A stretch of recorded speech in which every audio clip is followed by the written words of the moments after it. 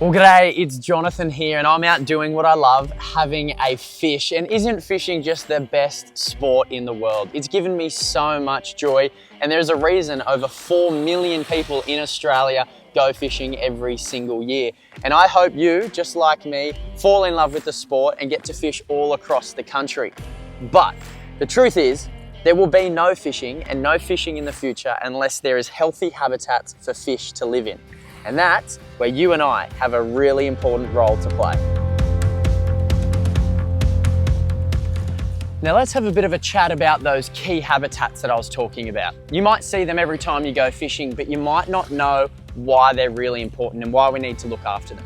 The first one is Posidonia meadows and seagrass. See, this is the place where a lot of fish are born and they spend the early years of their life. They use the meadows as protection from other fish, and it's a great source of food. All the micronutrients that is found on the leaves of those meadows, those smaller fish can eat.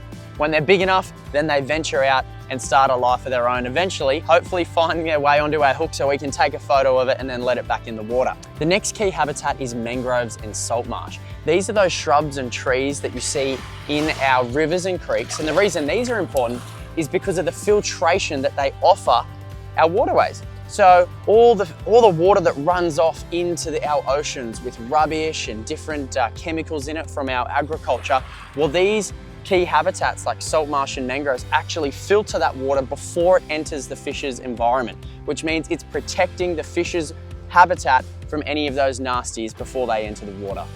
Those seagrass and Posidonia meadows do even more than feed and shelter young fish. They pump oxygen into the water, trap sediment to keep it clear, and store carbon. Posidonia is incredibly slow growing, and it can take decades to fully recover if it's torn up, which is exactly why we fish and wade around it carefully. And mangrove and salt marsh do more than filter the water. They're also nurseries where baby fish, prawns and crabs hide and grow, and they protect our shorelines from storms and erosion. Salt marsh especially is a protected habitat, so we tread lightly around it. So what does it look like to be a fisher who cares for their waterways? Now there's a range of different ways we can do that, and we're going to chat about those shortly, but for me the most important is to know all the different rules and the regulations of the places that you're going to go fishing. A minimum length makes sure a fish gets to breed at least once before it's kept. And maximum length does the opposite.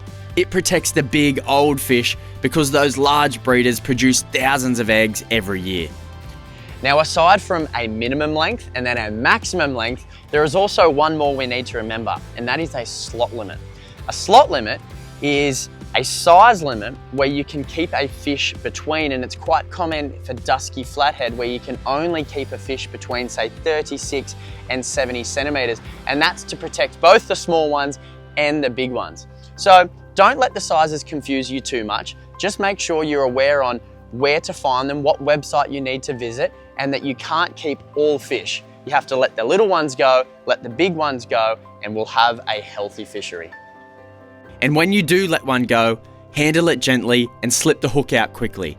If it's hooked deep and won't come free easily, don't force it. Just cut the line and release the fish with the hook in its mouth. It will rust out and have a far better chance of surviving. When you catch a good fish, always have your hand under its belly to support its weight. Use a fish handling glove and support the entirety of that fish, and don't hang it up by the jaw.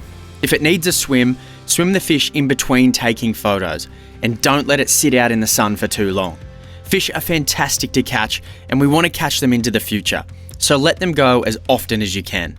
Personally, I let 90% of my fish go, and only keep the really good eating ones.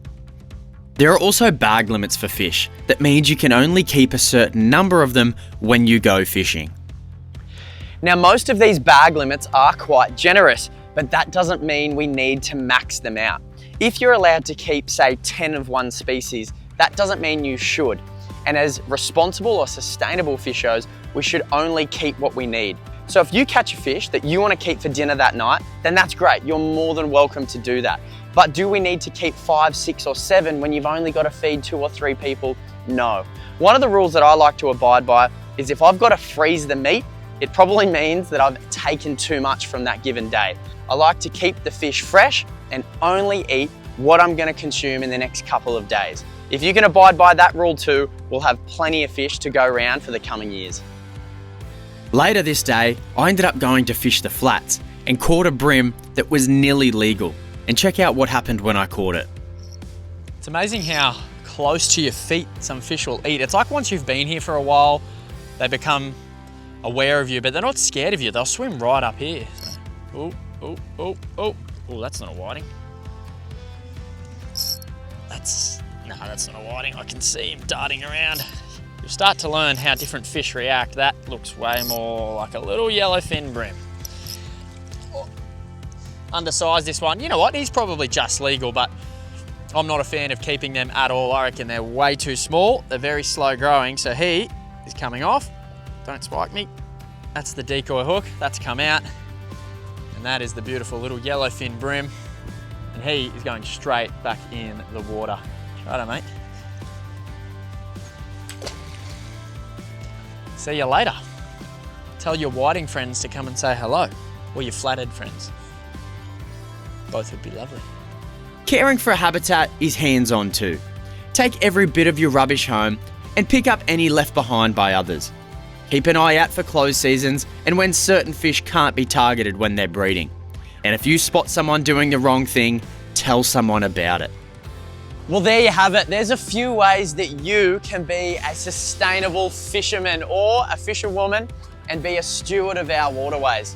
If you want to go one step further, something that you can consider doing is volunteering your time for a habitat restoration organisation. One of my favourites is Ozfish Unlimited. They're doing some fantastic work and some really cool projects around the country where they are restoring the habitats that our fish require to thrive. So you can implement the principles we spoke about today or go one step further and donate your time to improve our waterways. You guys watching this are the future of this sport in Australia, and I believe in you to look after the places that we love to fish.